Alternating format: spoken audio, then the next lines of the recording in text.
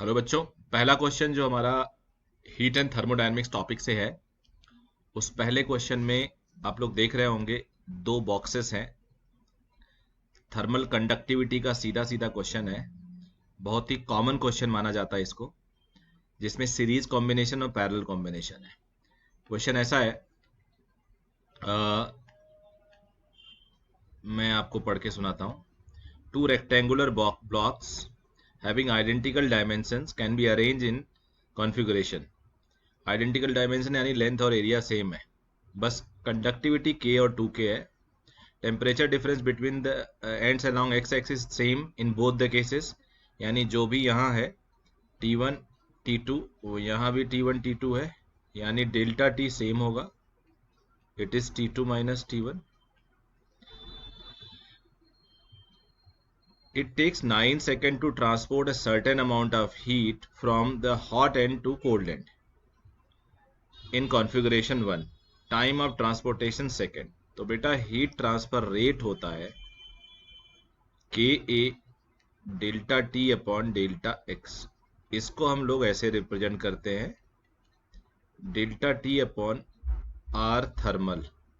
अब ये जो आर थर्मल होता है वो होता है एल अपॉन के ए, और इस पूरे को हम रेसिस्टेंस की तरह ट्रीट करते हैं।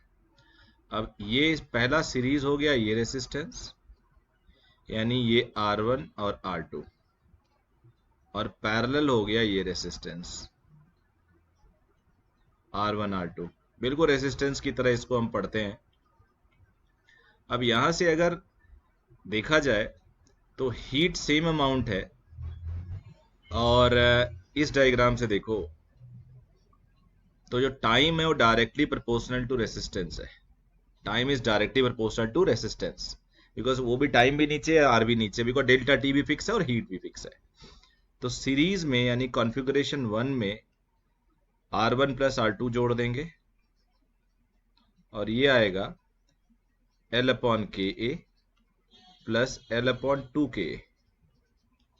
दोनों को ऐड करो तो आ जाता है 2k LCM आ जाएगा, और ऊपर आ जाएगा 3L। अब पैरेलल में देख लेते हैं कॉन्फ़िगरेशन 2। कॉन्फ़िगरेशन 2 होगा पैरेलल में R1 R2 upon R1 plus R2 दो का। अब L अपॉन के into L upon 2k upon L upon के प्लस L अपॉन 2k। तो एलसीएम लोगे तो पूरा कट जाएगा। थोड़ा सा मैं एक स्टेप एडवांस कैलकुलेशन कर रहा हूं, तो आ जाएगा L अपॉन 3k, ये 2। अब R2 upon R parallel, R second upon R first is equal to T second case में अपॉन T फर्स्ट। अब R पैरेलल है L अपॉन 3k, और R सीरीज है, यहां मैं लिख देता हूं, ये स्पेस बाद में हम इसको डिलीट कर लेंगे। ये हो जाएगा L अपॉन 3k, और ये 3L upon 2k is equal to T2, और पहले केस में 9 सेकेंड लेता है ये। अब यहां से बेटा L अपॉन के कट जाएगा, T2 is equal to 9 into 2 upon, ये 2 ऊपर चला जाएगा, अपॉन 9 नीचे, तो answer is 2 second. T2 must be 2 second, पहला ऑप्शन सही दिख रहा है हमें। तो इसको आप लोग एक फेयर कर लीजिएगा, उम्मीद है ये आपने सही किया होगा। अब आ जाते हैं क्वेश्चन नंबर 2 पे। क्वेश्चन नंबर 2 में 3 आइडेंटिकल कंडक्टर्स हैं made from different materials. Conductivity सबकी अलग अलग है, और आप देख रहे होंगे पहले की कंडक्टिविटी k है, फिर 2k, फिर k/2। The free end of a is 100 degree and the free end at c is 0 degree during steady state temperature of the junction. तो एक 3 रेसिस्टेंस हो गया आपके लिए ये, और यहाँ पे पोटेंशियल डिफरेंस हो गया 100 और 0 का। तो हाई से लो करंट फ्लो करेगा, हीट करंट। पहला वाला रेसिस्टेंस है रेसिस्टेंस होता है L अपॉन के। तो पहला ये हो गया, दूसरा हो गया L अपॉन 2K, तीसरा हो गया L अपॉन K/2, तो 2 ऊपर आ जाएगा A। यानी इसको अगर मैं R मान लूं तो ये R/2 और ये 2R। तो बेटा ये R हो गया, ये R/2, ये 2R। चलो टोटल करंट निकाल लेते हैं। टोटल रेसिस्टेंस पहले सबको जोड़ो, R/2 प्लस 2R, LCM लेके देखो तो ये आ जाएगा 3R। LCM ले लिया, 2R, 7R आएगा, R प्लस 4R, तो ये हो गया 7R/2। करंट तो सेम रहेगा, तो जो करंट निकाल लेते हैं पूरे सर्किट में, potential difference 100 minus 0 upon total resistance, and that is equal to, current हर जगह सेम है, यहां भी सेम है, यहां भी सेम है, हर जगह सेम है। तो अब मैं करंट देख रहा हूं, एक बार हाईलाइट कर दूं, इसके बीच में करंट देख रहा हूं।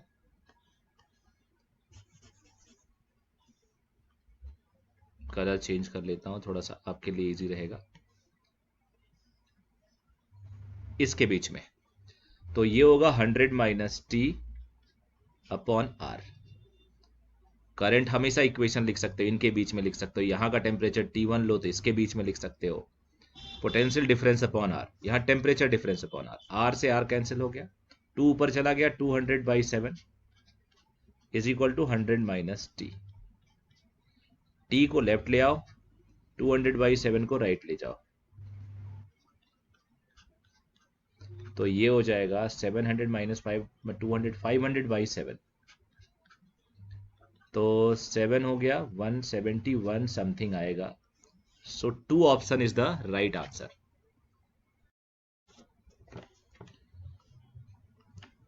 क्वेश्चन नंबर 3 पे आ जाते हैं। इसमें temperature of two bodies A and B are respectively this and this. अब ये जो टेम्परेचर है इसको केल्विन में कन्वर्ट करना होगा, पहली बात आपको जानना चाहिए। अच्छा, इससे पहले भी जो सेकंड क्वेश्चन मैंने सॉल्व किया, जिस बच्चे को भी डाउट हो तो उसका एक सिस्टम होता है कि आप तुरंत चले जाओ थ्योरी पे। ये थ्योरी भी यूट्यूब पे पड़ा हुआ है, आप वहां जाके थ्योरी पढ़ लीजिए, सीरीज का एकदम क्लियर हो जाएगा। ये ऑब्वियस है, किसी किसी को भूल सकता है।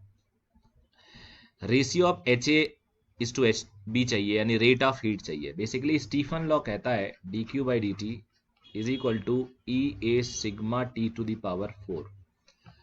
तो अगर सब कुछ सेम है तो E यानी rate of heat transfer H directly proportional to T⁴ होगा, क्योंकि सब कुछ सेम ही होगा, अदरवाइज ये और कोई इंफॉर्मेशन आपको दिया गया होता। तो T1 है 723 प्लस 273, कुल मिला के हो गया 1000 kelvin. T2 is 327 plus 273, 600 kelvin.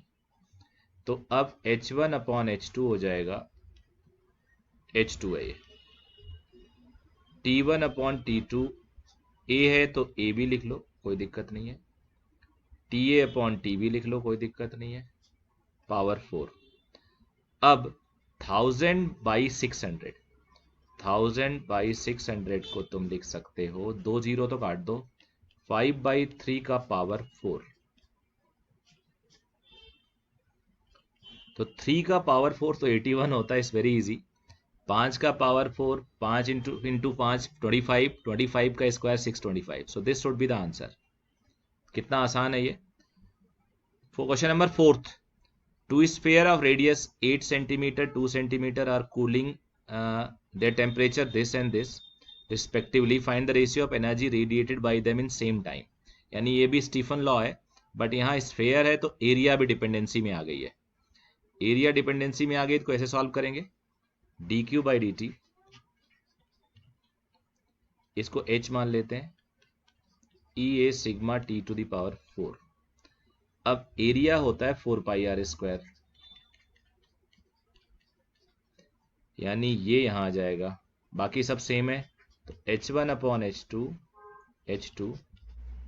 Is R² T⁴, 1 का, आर स्क्वायर टी पावर 4 2 का। तो T1 हो जाएगा 127 प्लस 273 400। T2 हो जाएगा 527 प्लस 273 800। तो और R1 R2 है 8:2 का, तो कोई बात नहीं, लिख लेते हैं। R1 अपॉन R2 का स्क्वायर, T1 बाई T2 का पावर 4। अब ये R1 है 8 बेटा, R2 है 2 का स्क्वायर, T1 है 400, T2 800 का पावर 4।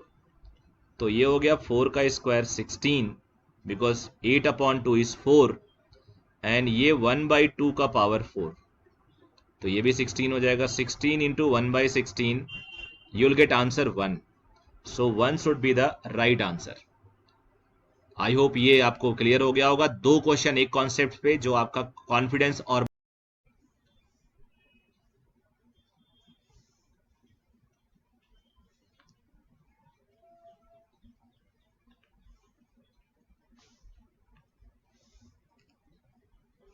क्वेश्चन नंबर 5 देखते हैं। ये विंड डिस्प्लेसमेंट लॉ है, जो W lambda into T is a constant. ये विंड्स कांस्टेंट होता है, 0.29 सेंटीमीटर केल्विन इसका वैल्यू होता है। तो wavelength delta meet this much metre when temperature of the sun was this, if the furnace has wavelength this much, then temperature of furnace होगा, पता लगाना है। तो lambda temperature, lambda 2 upon lambda 1 को हम लिख सकते हैं, lambda inversely proportional to T हो गया यहाँ से, T1 अपॉन T2। टेम्परेचर पूछा है T2, तो T2 हो जाएगा T1 times lambda 1 upon lambda 2। T1 is given as 5500, lambda 1 is given as 5.5 into 10 power minus 7, lambda 2 is 11 into 10 power minus 7। बहुत ही सिंपल है, ये 2 हो गया, और 5500 का आधा होगा 2750 kelvin should be the answer. 2750, yes, D should be the right answer. अब आ जाते हैं क्वेश्चन नंबर 6 पे। क्वेश्चन नंबर 6 का कॉन्सेप्ट क्या है देख लेते हैं, थोड़ा बड़ा लग रहा है। 1 mole of diatomic ideal gas undergoes a cyclic process ABC, temperature the process BC adiabatic है, एडियाबेटिक है, यहाँ पे हीट ट्रांसफर 0 होगा। Temperature at A B and C, A पे 400 है, थोड़ा ये दूर लिखा गया है, B पे 800 है, एंड C पे 600 respectively. Choose the correct option. तो करेक्ट ऑप्शन के लिए देख लेते हैं। Change in internal energy whole cyclic process is this, answer is 0, तो ये गलत है। साइक्लिक प्रोसेस का इंटरनल एनर्जी 0 होता है।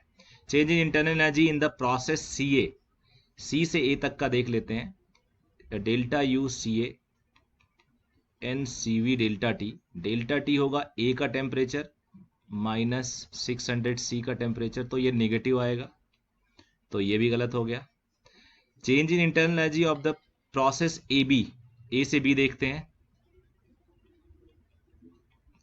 AB आइसोकोरिक प्रोसेस है, तो NCV delta T 400 minus final temperature 800 है, minus 400, so it is 400 into NCV। N I think 1 मोल है, जरा चेक कर लेते हैं N की value.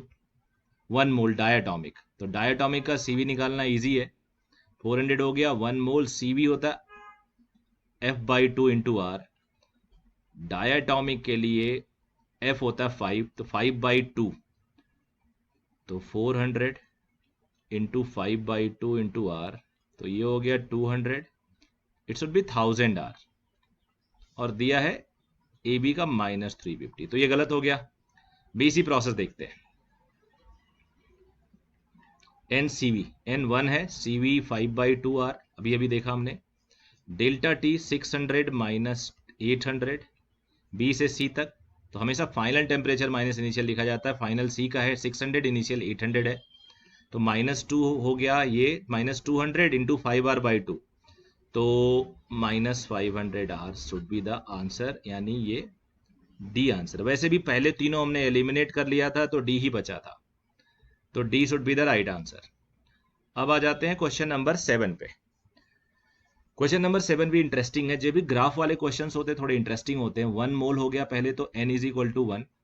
Ideal gas having initial volume v, यानी इनिशियल वॉल्यूम अगर ए से स्टार्ट कर रहे हैं, ए से ही साइकिल है, तो volume v, pressure 2p, temperature t, वो तो दिख ही रहा हमें, ये टेम्परेचर t है।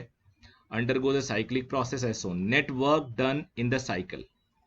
तो बेटा नेट इंटरनल एनर्जी तो जीरो होती है एक साइकिल का, और पीवी ग्राफ होता तो एरिया निकाल लेते, कई बच्चे एरिया निकाल लेते हैं। तो हमें सारे प्रोसेस का वर्क डन निकालना पड़ेगा। कई प्रोसेस में थोड़ा सा ज़्यादा दिमाग लगाना पड़ेगा आपको। तो पहले ए बी का निकालता हूं मैं। वर्क डन है, पी डेल्टा वी होता है, तो पी तो 2p हो गया, और डेल्टा वी हो गया V B minus V A. तो V B minus P V A लिख सकते हैं हम लोग। N R T B minus N R T A. N है 1 बेटे, आर है, टी बी है 2t, टी ए है t। जैसे हम लोग लिखते हैं P V is equal to n R T, तो पी डेल्टा वी को n R T two minus N R T one हम लोग लिख सकते हैं। तो ये हो गया आर टी। ए बी का वर्क डन हो गया आर टी। अब आ जाते हैं बीसी पे। आइसोथर्मल प्रोसेस है। आइसोथर्मल प्रोसेस में याद करो पीडीवी हम लिखते हैं तो आता है n R T l n V two by V one, l n V two by V one, अगर तुम लोग को याद है तो। और टेम्परेचर 2t है, एन 1 है, तो 2r टी, इसको हम P1 बाई P2 भी लिख सकते हैं। V2 by V1 iso thermal में P1 बाई P2 होता है। तो मैं बता भी दूं, PV is equal to NRT। अगर आइसो थर्मल है तो PV कांस्टेंट, तो P1 बाई P2 को हम लिख सकते हैं V2 बाई V1। ये सब मैंने पढ़ाया है थर्मोडायनेमिक्स। एक एक हेडिंग सारे प्रोसेस के वर्क डन निकालना, हीट निकालना, इंटरनल एनर्जी निकालना, तीन ही निकाला जाता है। प्रेशर P1 पे 2p है, P2 पे P है, तो ln2। तो हमने AB का निकाल लिया, हमने BC का निकाल लिया। अब हम निकाल लेते हैं CD का। CD का वर्क डन, CD का वर्क डन अगेन हमारे लिए इजी है।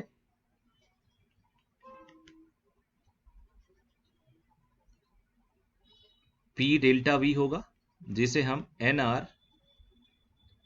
T2 minus T1 TD minus TC लिख सकते हैं। N1 है तो R हो गया, TD is T, TC is 2T, तो माइनस RT हो गया। देखो जितना प्लस वर्क डन हुआ A से B जाने में, उतना ही माइनस हो गया C से D जाने में। अब हमारे पास एक आखिरी स्टेप और है, जो वर्क डन DA प्रोसेस में, यहां लिखूंगा मैं वर्क डन DA प्रोसेस में, स्पेस है हमारे पास यहां, और ये आइसोथर्मल प्रोसेस है। आइसोथर्मल में हमें लिखना होता है NRT ln P1 by P2। तो N1 है, R है, TT है, P1 यानी हम लोग जा रहे हैं D से A। P1 का यहाँ का प्रेशर P है, और 2 यानी A का प्रेशर 2P है, तो नीचे 2 आ गया। तो ये हो गया RT ln 2 माइनस 1, जिसे आप माइनस RT ln 2 लिख सकते हो। अब सारे वर्क डन को जोड़ देते हैं। कलर में चेंज कर लेता हूं, सारे वर्क डन को हमें जोड़ना है।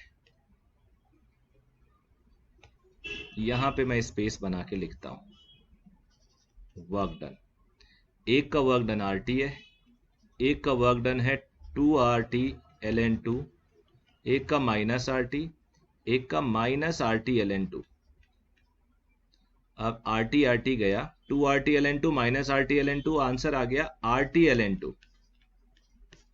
RTLN2 कोई ना कोई आंसर होगा और मुझे दिख रहा है RTLN2 इज सेकंड, नहीं ये तो हाफ है शायद। RTLN2 सी ऑप्शन है, RTLN2 इज सी ऑप्शन। तो आई होप ये क्लियर हो गया होगा। क्वेश्चन नंबर 8 देखते हैं। PV diagram of gas undergoing a cyclic process shown in the graph where P is in newton per metre square and V is centimetre cube. Identify incorrect statement. पहले तो work done निकाल लेते हैं, पूरे नहीं देख लेते हैं प्रोसेस क्या है, अननेसेसरी एनर्जी वेस्ट क्यों करें। वर्क डन पूछा है A से B में, C से D में, B से C में और इन वन साइकिल। तो चारों देख लेते, A B, B C, C D और साइकिल, तो सारे ऑलमोस्ट पता करना है। ए से बी तक का वर्क डन होगा, pressure P into delta we, तो P इतना है, आइसोबारिक है, P कांस्टेंट है, डेल्टा वी होगा 4 माइनस 2 यहाँ पे, बिकॉज यहाँ पे 4 वॉल्यूम है, यहाँ पे 2 है। सेंटीमीटर क्यूब होता है वॉल्यूम में, तो इसको मीटर क्यूब में कन्वर्ट करने के लिए -6। Basically 1 centimetre is 10 power -2 metre. अब उसका क्यूब कर दो तो यही आता है, तो ये हो जाता है 2 इंटू 2 4 इंटू 10 पावर -1 बाय बचेगा 0.4। बी से C work done 0 because volume constant है। सी से डी वर्क डन नेगेटिव होगा क्योंकि वॉल्यूम डिक्रीज हो रहा है, प्रेशर आइसोबारिक है, वॉल्यूम 2 -4, तो बेटा ये आ जाएगा इंटू 10 पावर -6। बहुत आसान क्वेश्चन निकल के आ गया, -0.2 जूल आएगा पूरे साइकिल का वर्क। अच्छा हाँ, C D D A work क्या होगा 0 क्योंकि V कांस्टेंट है। पूरे साइकिल का वर्क सबको जोड़ लो या फिर एरिया अंडर द कर्व देख लो। एरिया अंडर द कर्व होगा प्रेशर का difference 2 into 10 power +5 -1 into 10 power 5, ये प्रेशर का डिफरेंस है, यानी यहाँ से यहाँ तक का प्रेशर। और वॉल्यूम में का डिफरेंस है 4 इंटू 4 -2 इंटू 10 पावर -6, तो 1 यानी 0.2 जूल आ गया पूरे साइकिल का। तो देख लेते हैं which one is correct answer.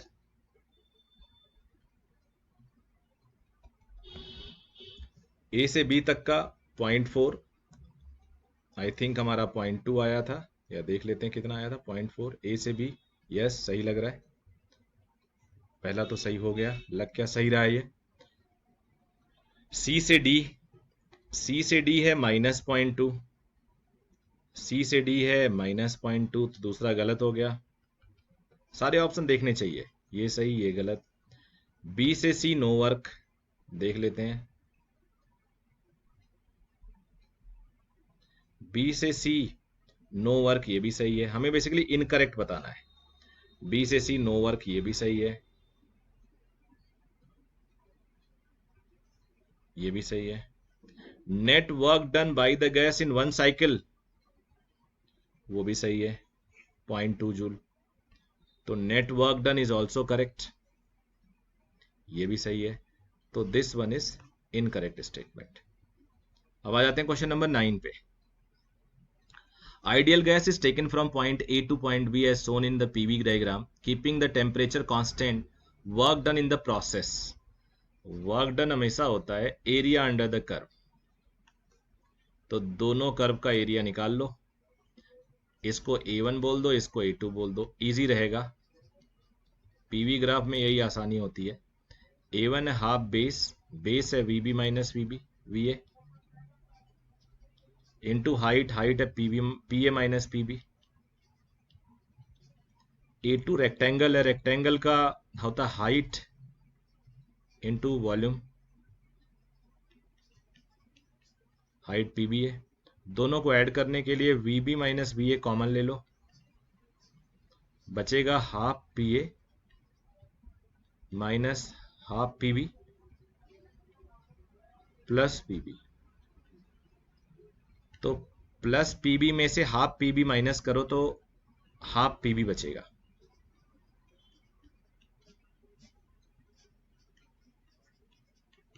Calculation तो आपका बहुत अच्छा होना चाहिए। आप बाहर कर लो, P A plus P B या P B plus P A लिखो, आगे पीछे लिखने से कोई फर्क नहीं पड़ता। ये तो अभी तीनों ऑप्शन में तो मुझे नहीं दिख रहा है जो स्क्रीन पे है। यस, ये आंसर इज करेक्ट आंसर। तो क्वेश्चन नंबर 9 हो गया ये। अब आ जाते हैं क्वेश्चन नंबर 10 पे। Gas state A changes to state B through 1 and 2 shown in the figure. 1 and 2 A से भी ये एरो थोड़ा गलत हो गया था, ऐसे एरो है। इन दोनों का डेल्टा यू सेम होगा बिकॉज ये always depend on initial and final point, path पे डिपेंड नहीं करते। वर्क डन जरूर एक का बड़ा है दो के कंपेयर में, और हीट होता है delta U plus work done, तो हीट भी 1 का बड़ा होगा 2 के कंपेयर में, क्योंकि वर्क बड़ा है और डेल्टा यू कांस्टेंट है। तो ये सारी एनालिसिस आपके सामने है। So it should be same, not zero. Zero होता है साइक्लिक के लिए डेल्टा यू। अब आ जाते हैं क्वेश्चन नंबर 11 में। क्वेश्चन नंबर 11 है, the volume of ideal gas is ideal diatomic gas is double isothermally, T constant है। इंटरनल एनर्जी होती है N C V delta T, चाहे आइसोथर्मल हो, आइसोकोरिक हो, आइसोबारिक हो। आइसोथर्मल में ये जीरो हो जाता है, तो रिमेन अनचेंज्ड, यानी डेल्टा यू जीरो, यानी यू कांस्टेंट। अब आ जाते हैं क्वेश्चन नंबर 12 पे।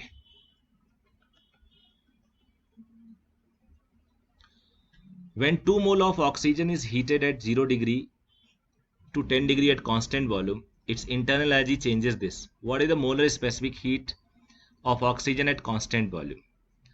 तो इंटरनल एनर्जी चेंज 420 हो रहा है। इंटरनल एनर्जी होता है N C V delta T. Delta T है 10 माइनस 0, एन 2 है तो सी वी होगा 2 इंटू 10, 21। यूनिट तो सब सही लिखा हुआ है, तो 21 इज द राइट आंसर। देखो कितना आसान है ये। ऐसे क्वेश्चन भी पूछे जाते हैं और जेन्युइन क्वेश्चन है जेई के लिए और नीट दोनों के लिए। आई होप तुम्हें क्लियर हो रहा होगा। जिनको क्लियर नहीं हो रहा होगा उनका एक ही प्रॉब्लम हो सकता है कि उनको कॉन्सेप्ट अभी क्लियर नहीं हो, फॉर्मूला उनको नहीं पता हो, कॉन्सेप्ट नहीं पता हो, थ्योरी उन्होंने ठीक से पढ़ी नहीं हो। तो आप लोग जरूर पढ़िएगा इसको रोक के। अब आगे बढ़ेंगे हम लोग question number 13। When a system taken from 1 to 2 via A, it absorbs, यानी Q1 absorb plus 50 joule, and work done clockwise है, वर्क डन पॉजिटिव होगा 20। Q 1 B से 2 तक जाए तो Q36, यहाँ Q36 है। अब पूछा वर्क डन क्या होगा। अब बेटा डेल्टा यू होता है Q माइनस डब्ल्यू, तो 50 माइनस 20 दैट इज 30। 1 से 2 तक कैसे भी जाओ डेल्टा यू 30 ही मिलेगा, तो दूसरे पाथ से भी 30 ही मिलेगा। यहाँ पे हीट डेल्टा यू होता है Q minus W, heat 36 minus W, W2 लिख देता हूं मैं। W2 होगा 36 minus 30 and you'll get 6. So 6 calories would be the right answer. अब आ जाते हैं क्वेश्चन नंबर 14 पे। Ratio of work done by an ideal diatomic gas to the heat supplied. Work done to the heat supplied, ideal diatomic gas in isobaric process. Isobaric process में P delta V, diatomic gas है heat, isobaric में heat होता है NCP delta T। ये जो P delta V है इसको आप लिख सकते हो NR डेल्टा T। NCP को CP को gamma R upon gamma minus 1 लिख सकते हो। तो देखो NRT कैंसिल हो गया NR डेल्टा T, और ये आ गया gamma minus 1 upon gamma. Gamma होता है बेटा डायटोमिक के लिए 7/5, माइनस 1 ऊपर 755 नीचे, तो ये हो जाएगा 2/7। 2/7 इज द राइट आंसर। कहाँ गया ये, C is the right answer. तो कुछ बच्चे रट भी जाते हैं W/Q is gamma minus 1 by gamma, but मैं रटना कभी भी प्रेफर नहीं करता।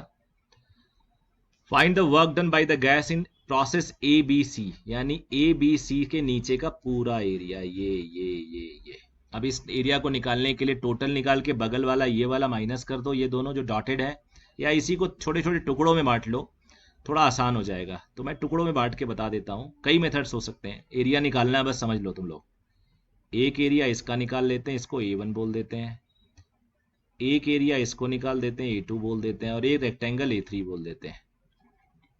तो A1 A2 A3। A1 है हाफ बेस, ये बेस है बेटा 3V0 minus V0 2V0 into height, height है P0। A2 है छोटा सा एरिया है ट्रायंगल, ये हाफ बेस, बेस है बेटा V0, हाइट है P0।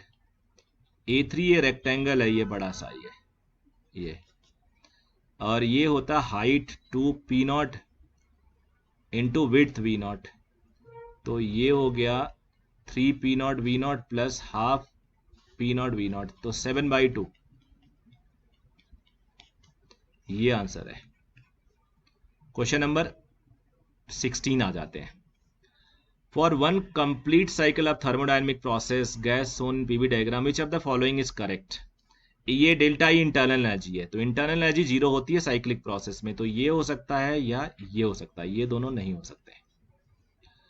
Q less than zero. अब Q लेस देन जीरो को आपको सोचना पड़ेगा, कैसे हम इसको सोचें। देखो मैं तुमको बताया था पीवी ग्राफ पे anti clockwise work done negative होता है, तो हीट होता है डेल्टा U प्लस W। ये हो गया जीरो, ये हो गया निगेटिव, तो हीट भी निगेटिव। तो heat greater than zero not possible, heat less than zero is possible. कितना आसान हो गया इसको एनालाइज करना। Question number 17। क्वेश्चन नंबर 17 बहुत इजी क्वेश्चन है। थोड़ा सा मुझे लग रहा था पहले मैंने क्वेश्चन देखा तो पॉलीट्रॉपिक प्रोसेस का लगा, लेकिन ये कुछ है ही नहीं। एक एक्सपेंशन है गैस का जो इस लॉ को ओबे करता है आइडियल गैस ही। The gas in initially temperature T volume V, what will be the temperature of the gas when expand to V। यानी V चाहिए और T चाहिए, बट P है तो P को गायब कर लेते हैं। P square V is constant, तो P को लिखो nRT upon V square V constant. तो हो गया बेटा nR तो कॉन्स्टेंट है, T square upon V square into V is constant, तो T square upon V is constant हो गया। तो टेम्परेचर चाहिए, अब यहां से T square directly proportional to V हो गया, T directly proportional to root V हो गया, तो T2 upon T1 is root V2 upon V1।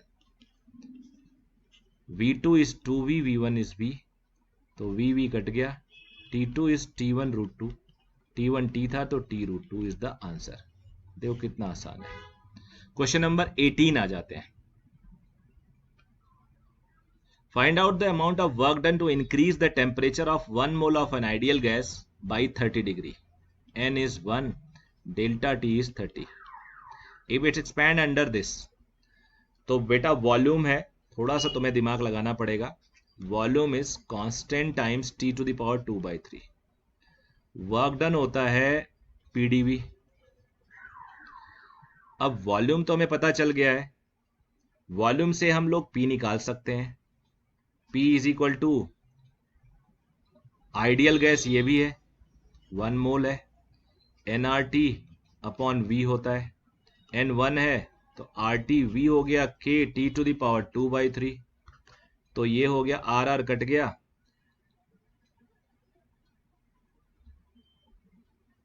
T नहीं K R अपॉन K कटा नहीं, ये K था, T टू द पावर -1/3 हो गया प्रेशर। अब dV निकालना है, तो सिंस कलर चेंज कर लो,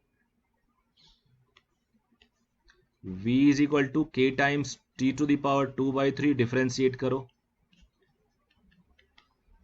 पावर बाहर आ जाएगा, पावर से एक कम हो जाएगा, तो ये हो गया 2/3 K T to the power -1/3।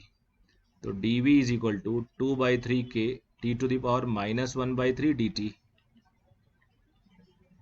P आ गया। अब बेटा यहां मैं लिख देता हूं, स्पेस है मेरे पास, W हो जाएगा PdV P है R upon K T to the power -1/3 और ये है 2/3K T to the power -1/3 dt। तो ये T टू द पावर -1/3, कुछ गड़बड़ तो नहीं किया मैंने? T टू द पावर 1 - 2/3 2/3 - 1 और ये K गया।